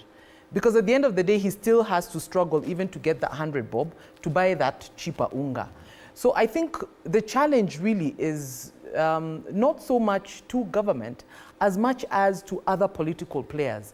It's good to see, and I think this is why people should appreciate why the broad-based government was brought in, and those who did not really probably appreciate the handshake then, though the broad-based and the handshake are kind of different, will understand why the president decided, I'm not going to do my term fighting with the opposition and the opposition leader for that matter, who has proven to be a force to be reckoned with, because we need tranquility so that we can have investors, so that current investors can also expand, people can get jobs, there's more shilling in the pocket, and then people will be able to now appreciate these efforts by government. So our political leaders, rather than going out there and doing press conferences and always telling us, oh, you know, this government hasn't done that, this government hasn't done that, they also have a role to play in terms of making sure they create an environment in this nation that attracts investors. Okay. Benji, it would appear that the broad-based agreement is simply a way to make this conversation a bit more palatable for Kenyans. That many people do not feel the benefits highlighted on the front page of the Star, but because there's a broad-based arrangement, that probably that in itself, having a CS who came from ODM speaking about this, that politically it's more palatable? I hear what you're saying, and I'm glad it's kind of coming from you and not from me. It's a question, not... You know, that... while these numbers are factual, the job situation, as Sandra alludes to, ensures that most people kind of don't feel the relief because the suffering is so grave. When Mheshimiwa walked in this morning, the first thing we're talking about off camera is just how bad things are on the ground. That's just a fact in Mashinani. People are sleeping hungry in this country, and that in itself is very disturbing. Now, are we on the right trajectory? The answer is yes. Two things. Number one, I feel that Honorable Mbadi is, I did an interview yesterday where I explained this, he's more fit for purpose than his predecessor, Professor Njuguna Ndungu. I think that Mbadi is determined to prove a point. Remember, this is a job he didn't audition for. So he was very lucky to be CS Treasury. The gods just conspired, and with broad-based, etc., Mbadi found himself there. He's an accountant. I know him personally. I've worked with him before. He was a bit lost in his ODM role, chairman. But Mbadi's an introvert. He's not too political. So I think that he will actually be able to deliver better results in that docket. Having said that, the reality of the difficulty of purchasing power or lack thereof, Fred, continues to be a very tough challenge. The only second thing I'd like to maybe give as a tip, and Mheshimiwa can probably back me on this, the trigger for all these problems, Fred, is not even borrowing, as people always put it. It is the cost of energy. So if we can work on fuel prices, once fuel prices skyrocketed, then it has a knock-on effect on the cost of rice, on the cost of fertilizer, on the cost of maize, on the cost of unga, simply because of the logistical aspect of every business. Every business after manufacturing has to have distribution, has to have sales. These are people working that have to be paid. And so once fuel prices are way high, that becomes a big problem. So if Mbadi can work with the president towards reducing fuel prices further, that can be kind of the silver bullet that would actually be great for the administration. But I think we're on the right path as far as remaining focused. The president, to me, appears determined, especially now after the impeachment of his former deputy, because that was a big distraction. That was a big distraction. You've heard the things Gachagua has said in public. That was a huge... How do you even work that way? How do you work with a deputy who is accusing you of trying to poison him? How does it actually work? This is...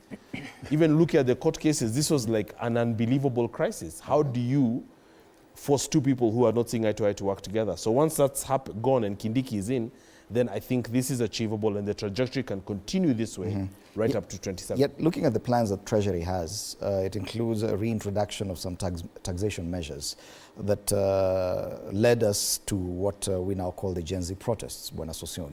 It's only about 3 or 4 months back that we had this almost shutdown of the Houses of Parliament because of the finance bill, that forcing the president to reject it. Now, through the tax amendment laws that CS Mbadi is looking to introduce, we might see some elements that were contained in that finance bill back into discussion. That in itself is a dicey matter. That's hence the question. Well, does it make it more palatable because now it's someone from ODM who's driving this conversation? It's a dicey matter, but a necessary action. Yeah, because the appropriation bill or the budget will always be financed by the finance bill itself. You must have ways of raising revenue. But even before I comment further, I agree with Ndolo that the cost of energy is the panacea of bringing down the cost of production and the cost of living generally. And it's a basis of motivation of investors to invest, etc. That I agree very strongly, and I think the president is extremely keen on that. When you looked at the portfolio of Kenya Power the other day, they're saying they're beginning to make profits. And I've seen the leaders saying, yes, if now you're making profit, can you bring down the cost of electricity? And there are more generating farms coming in to participate in that space of energy. And so I agree, reduction. And you have seen for the last couple of months, even April, we have seen gradual reduction in the cost of fuel in the regulation. No shortcut. We must bring down the cost of power. And I think that is within the mandate and of the government. Then now back to your question on taxation. And I've seen Mbadi talking about coming back with some taxation laws, which is okay. It will go through the process of public participation. It will be open for further conversation. And for me, it would be wrong for us to try and sabotage a process that still will involve the public. If you look at the American setup, Americans are proud to pay taxes. They don't question. Yes. But they question the value for the taxes, the services. Though Trump doesn't pay, but that's another topic. Yes, of course. But of course, in any economy, there are criminals. There are tax evaders. We also have them within the country. And everybody must pay taxes. Yes. That's what the president has said. Yes. So now, when you look at the transformation agenda, because I was right in the thick of popularizing the development agenda of Kenya Kwanza. If you look at the choice of the pillars, not any president can pick those particular choices because the results are so slow and the impact is so. But in the long run, once they interact, it will really lead to overall total transformation. Let's begin. Look at health, for example. We want to finance our healthcare system. Of course, we've imposed certain deductions from workers and the rest. There will be indigents to be financed by government.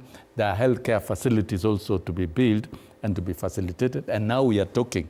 There's a lot of debate and conversation in the country on how to treat citizens in the healthcare facilities. The rollout of universal. Once it's worked, then it means you've offloaded the cost of healthcare from households completely to the government. That is a key pillar. Once it works, and it will have to work. And for it to work, it is using money. The concern, as you say, Bonasocion, is the value we're getting from this higher taxation. Allow me to summarize the pillars. Even the housing, eventually it will work. So that then the young Kenyans who are getting to the active job labor market will not struggle to build houses, but they will get affordable houses ready for them. So that is an economy of tomorrow. And we are talking about the ICT infrastructure. We are in the threshold of the fourth industrial revolution, and therefore expanding that space so that it works is not an event, it's a process.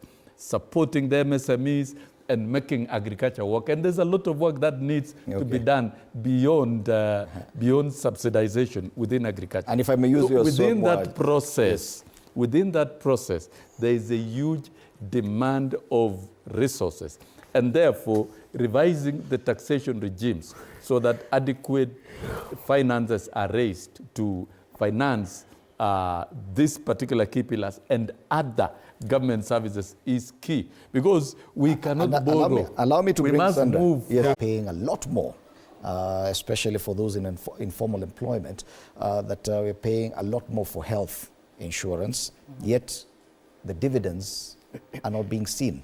Are we saying that all this has to wait till tomorrow? That we are keen to introduce new taxation measures even before the first already start giving dividends? First of all, we need to reassure Kenyans that whenever they hear a mention by government that there are amendments to taxation laws, it doesn't necessarily mean that those are changes that are going to eat into their pocket, you know, like an increase in tax.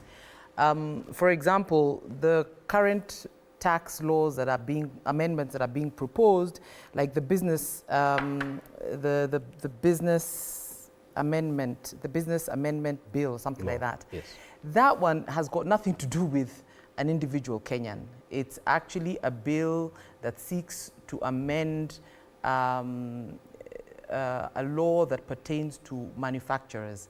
It's a bill that's looking to have a proper register of manufacturers, their actual output, financial output, so that there's a more targeted, tax policy, geared towards them. You have the tax law amendment bill, and this one really, it's proposing to have a tax interest on the income that people make on infrastructure bonds. I mean, that doesn't affect Wanjiko in any way. I don't think Mama Mboga, maybe one or two, but I highly doubt, are out there buying infrastructure bonds. Then you have the tax procedure amendment bill. Again, that one is talking about a tax concession, extending a tax amnesty that was granted to extend it to 2025. So really, when you look at these taxation bills that are being proposed, it doesn't affect individuals, it doesn't affect Mama Mboga. Including excise duty on internet services and mobile phone? That was already, by the way, that was even something that was in our manifesto. Well, let me talk about our manifesto, but in the manifesto of UDA, that they were going to broaden the tax base. And yesterday, when CS Buddy was talking, he did say that if Kenyans really want to see a reduction in our borrowing and want to see a tax reduction, then they've got to accept that there are taxes that must be collected in terms of when you make money, you've got to be ready to give a percentage of tax back to government so that they can be able to manage the country. And, for example, he did say, in terms of SHA, because we talked about, you mentioned the health, he said that he is proposing, and they're working on it, to release a tax amendment where your pay as you earn will be levied on the net figure. After they've deducted your SHA, they've deducted NSSF, they've deducted whatever else that needs to be deducted, that net is what they're going to charge your pay-as-you-earn taxation. So, but he said all these can only come into play if Kenyans honor the call to taxation. If, for example, you're a content creator and you're making some 300,000, 400,000 shillings per month, why will you not pay tax? Yet you're participating on the Kenyan road. You want to go to a Kenyan government office and get services, but you do not want to pay tax. You feel that because you're earning money from the internet facility or the internet platform, then only people who are employed in jobs should pay taxes. No, you have to broaden the tax base. And the other day we saw the advisor in the office of the president, CS Moses Kuria, tell us that they are going to now go to places like your pay bills and your M-Pesa, the M-Pesa pay platforms, to be able to see. Because let me tell you, even as we talk about Mama Mbogas, if you go to places like Gikomba, you've got people who are making hundreds of thousands of shillings per month. They have to be taxed. They have to contribute to the tax bracket. If we have that in place, then you're giving this government the opportunity to borrow less. And once they collect, the collection strategies are strengthened, and KRA is able to collect, the maximum of what is due to be collected, and then use it prudently. We slice out corruption. Then I think Kenyans will be able to appreciate what taxation is about. Yeah, the main concern is what was communicated by this same administration about how soon the dividends from this shift or radical shift in approach to economy, we're going to be, people are going to benefit from them. At some point, we're even told in 6 months' time things will be better. In 100 days, in 1 year. This is a second year plus. We're still talking about an economy of the future. The taxation measures continue to pile up. That's why the expectations are obviously very high. That's a fact. And that's why on a separate interview yesterday, I said, you know, you could say a bit radically like Trump. If I was President Ruto, going forward from today or yesterday, because Sandra's talked about collections, I'm going to talk about spending. If I was President Ruto, going forward, and Mheshimiwa can correct me if I'm wrong on this, the government of Kenya would not buy one single car. There's a lot of wastage in terms of expenditure. We buy brand new cars, Fred, all over the place, from the counties to the different arms. If you go to the judiciary, there's Mercedes cars parked there, cars that can be easily repaired and renovated and washed, not even painted, and that are usable. Land Rovers range, it's actually shocking. I've done a bit of an audit on this, kind of like what Marara has been doing. And if we're more prudent with resources, we can then have more money to balance out debt obligations and to fund counties. Counties are going 3-4 months without receiving salaries. It's just not right. And so these are the kind of measures that will convince Kenyans that the administration is serious about. There's also the fight against corruption, and many people are wondering why it is not a big deal for Kenya Kwanza to fight corruption, because you talk about prudent expenditure of national resources. Yes. But we are aware that a lot of these funds, however well they're collected, just disappear through the cracks, through corruption cartels. And that's why I'm saying, if you look at some of the details, for instance, I was talking about the former DP. Reports show that the former DP in the last year spent 1 billion shillings, I think, in confidential. 1 billion shillings. My own friend sold him a brand new 2023 Range Rover. Now, how is this? We have to stop this culture of consumerism in politics if we indeed are still in a third world poor country and our people are going hungry. So, to put proper funding into education, into health, we're talking about the Social Health Authority, my advice would be fiscal prudence, expenditure, cutting expenditure, managing expenditure, Fred, and using more of what we already have is a really good way to work towards getting a surplus. And again, to my first point, Kenyans are very expectant that this administration can deliver quick wins. I must say, including on this newspaper, affordable housing is working. There's an issue with communication. But if you look at the building up of units in Mukuruka and Jenga, in this Jivanji here, etc., there is something happening. The communication, as the president considered, is the issue, and things can be a bit more robust and a bit faster. Something is definitely happening in terms of collection of taxes. It is definitely happening. It is when it comes to management and utilization of these funds that there are serious concerns. You've managed workers' issues, and you know that NHIF, before even the transition to SHIF, was plagued by enough problems, corruption cartels, people coming up with deals that do not even work properly, just to pilferage public funds. There's a new structure called SHIF, which is facing similar challenges already, a month into the transition. How different is it? How come, is there a system that would be better able or have the better capacity to handle more collections? Frankly, the Kenya Kwanza administration identified state capture as a big challenge. And when you talk about state capture, you're talking about loads and gods of corruption, strategically placed within profitable zones of the economy. That includes the healthcare delivery.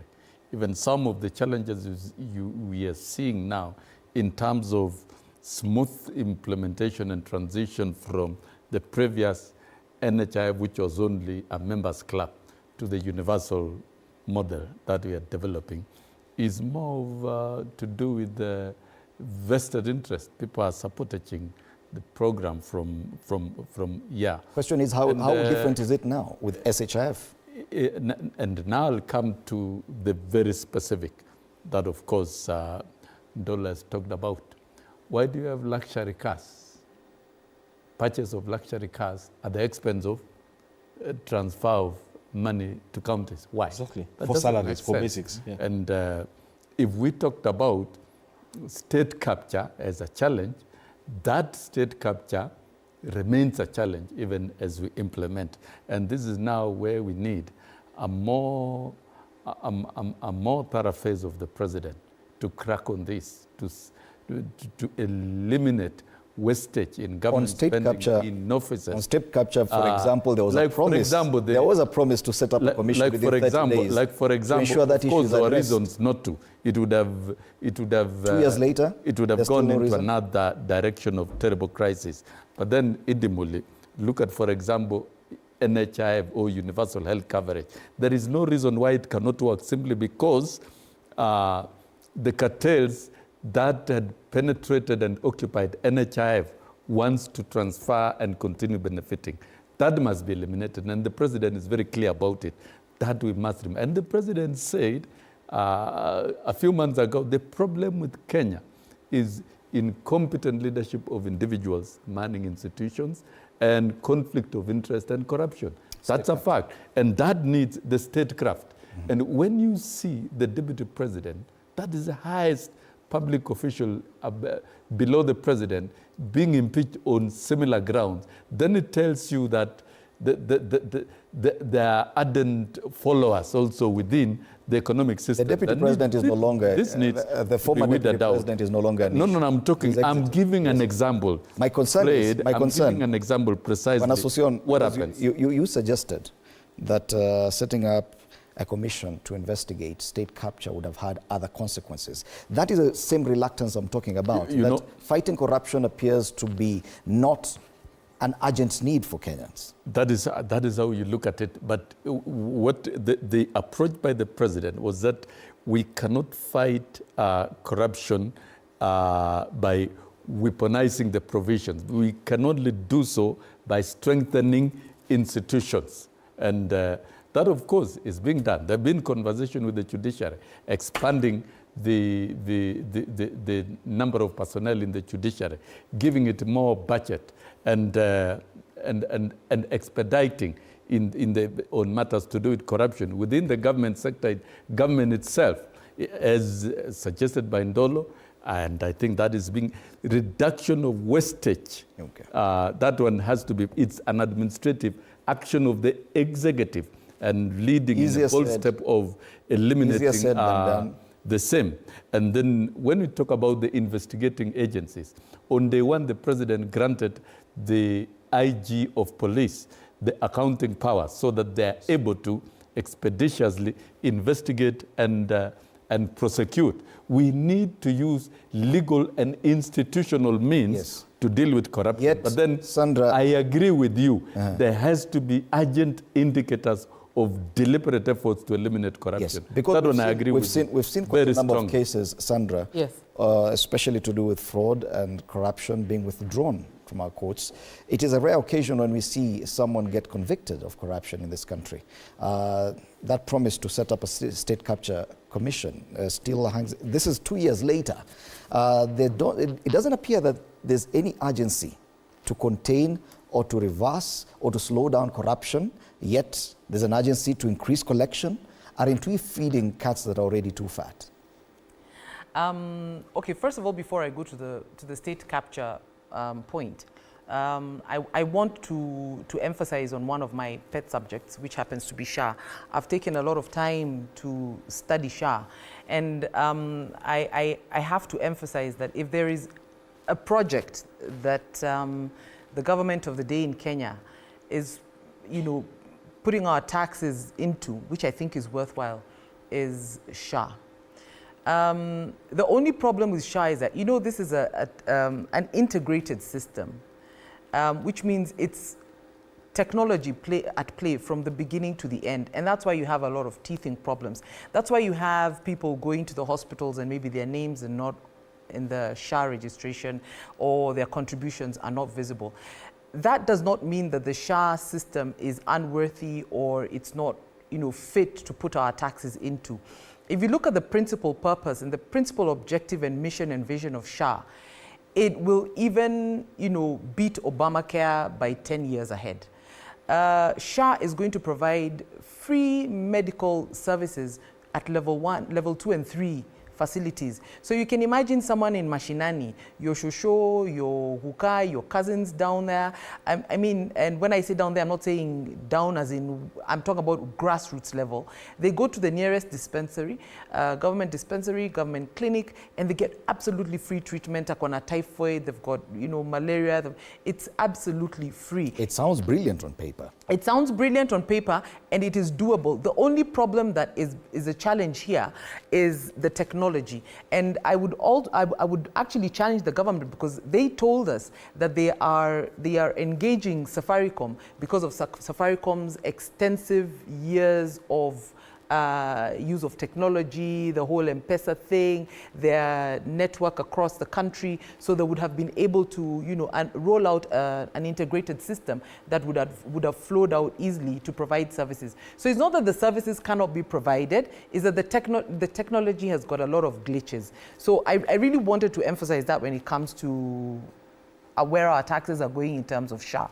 Now, when we come to state capture, I think this is the one time that anybody who has been watching me, on these shows, I'm said to be a very ardent supporter of government. And so anybody watching me today is probably going to fall off their seat in shock, because I'm going to say that today that is the one area that this government has flopped. One, I remember there was some committee of some sort in Parliament that was supposed to review stuff to do with state capture. Next thing, we had the narrative of the commission. And like you said, 2 years down the line, we have no idea on what has happened. Who messed up with which industry? Who messed us up in tea? Who is messing us up in milk? Who's messing us up in coffee? Why are our farmers bending over morning till evening and not getting a return on their investment? That information needs to come up. Now, the problem with Kenya today is that the political field has got people who are intertwined. If we expose Ndolo, he's going to say, Allah, I'll come for you. Fred, see, even you, we did this deal, another deal with you, and so there's that fear. I believe there's that fear. There's that fear that, should we put this out there? But, this is just like the Ndungu report narrative. A lot of land issues have not been resolved because the Ndungu report, which had all the truths, has yet to be implemented. So for me, this is the first time I'm going to come out and I'm going to challenge the government. You need to come out and you need to tell us who did what in what industry. They've got to pay for it. They've got to be taken through the necessary legal prosecutorial process. We don't care who they are. We just want this country back on track. And if they don't do that, then Kenyans will, when it comes to 2027, these are some of the things that Kenyans will remember, because that was one of the key anchors of the campaigns. So while we're having all these amazing results, there is that one thing. Kenyans want justice for the industries and the hard work that they have not been paid for. All right. I have about 5 minutes or so to the end of the show, and I'd like you to use that for your final comments. But there's one thing that does not feature on the front pages today.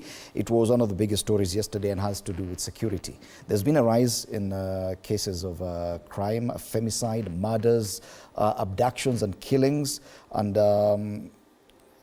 a parliamentary committee investigating this received a report from KNCHR calling for the sanctioning of the person who was in charge of the Interior Ministry, the CS then, as well as the IG of Police. Kindly comment on that as you make your final comments. Thanks, Fred. I think that is part of why Japhet Koome resigned as Inspector General of Police. Absolutely, we must uphold better standards, and especially when it comes to human rights and human rights violations, Kenya must not set itself apart in any way. We must be a modern, self-respecting, human rights honoring nation. Abductions are wrong. His Excellency Kindiki did conduct interview with your former colleague Sam Gituku, where he said that the people who were doing the shooting at Parliament were not police officers.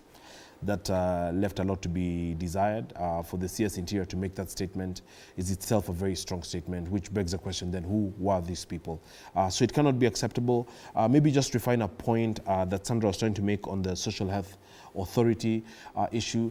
Kenyans must understand that there was a lot of issues with the NHIF fund, just given how long it's been there, the kind of cartels that have been within that system and their resistance to its dismantlement and bring in a new system. So just the attempt to bring in a system in itself is very ambitious. It can also attract a lot of resistance in the market. You had people, for instance, someone getting a procedure done for kidneys, which would actually be cheaper done in Kenya. They opt to go and have it done in India. If you do an audit of exactly the kind of issues the NHIF has suffered, you will see for sure that the proposals under the social health, which as well, if you're earning a bit more, then you contribute a little more to the fund and thereby help your brother who's earning less. So a lot of those very basic concepts are in very good faith.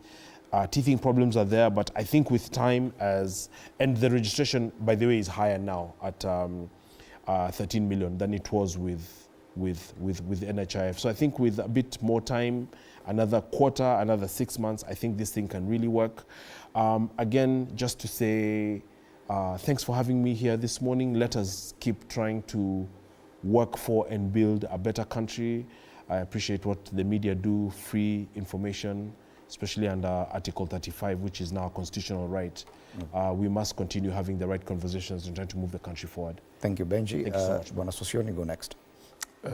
I think the most significant thing at the moment, particularly post-impeachment era, which was a big thing in the country, and the major political happenings that are negative that could have happened between 2022 and mid-term of Kenya Kwanza administration, we should now see a very strong traction of the economic transformation agenda of the country being pushed forward with clear indicators which are very strong within the agricultural sector, within the MSME space, within the ICT space, within the housing. There's a lot of work being done in the housing, but the story is not told, and we don't need to postpone the working of UHC.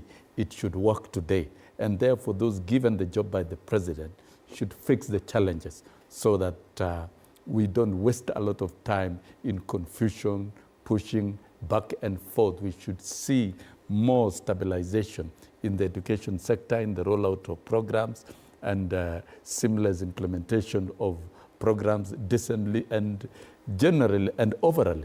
We should see a faster rate of economic transformation, of course, born out of the broad-based arrangement and other intervention measures, and therefore the ecosystem that exists politically within the country now for the economy to transform is right, while at the same time the resolve to fight corruption and root it out decisively should be seen, and nobody should be a sacred cow. Anybody implicated in corruption should carry their own cross, and we should criminalize it in totality. And within no time, we will see Kenya living closer to the top strata of the middle-income countries. And we'll see a good country for all of us. Asante Bwana Sosioni. Finally, Sandra. For me, on the issue of the murders and the femicide, I think we need to look at it, the government through its relevant ministry needs to look at this from a very, I don't know how to put it, but you see, there are various factors. You've got the pressures of life, cost of living. We've just come from COVID. COVID was not easy for Kenyans. There was a lot of fear, there was a lot of anxiety, there were deaths, there were pains. Some of these psychological issues were not cured. However, I would probably want to quickly add that the government probably has recognized this because we've got mental health services within SHA. The other thing you have to look at is our youth. There's a huge mental health issue in our youth. We could attribute it to narcotics, drug, and because I think as parents, as leaders, as a government, we seemed to have loosened the leash on our children. They're going amok. They're drinking more than ever before. Drugs are somehow more available than before. And that's why if you look at a lot of the death and the murders that are happening, it's predominantly and majorly among the youth. Kids are throwing each other off the balconies, because of a simple, lover's tiff, and slicing each other and putting each other in boxes like that young man from the gay community in Eldoret. So I think the government needs to look at issue of discipline, whether it's going to be implemented, back from our schools. There has to be something that's got to be done in terms of bringing up the generations. The final thing, I think, is on the legal aspect. I think someone somewhere came and discovered that, if I kill someone, I can actually be out on bail for as long as I want to be. So I would probably also suggest that the law needs to be tightened so that Kenyans can know that murder is a very serious crime. There is no bail, there is no nothing. Sure. Your life ends there. All right. Well, Sandra Njoki, political analyst and digital comms expert, asante sana. Thank you.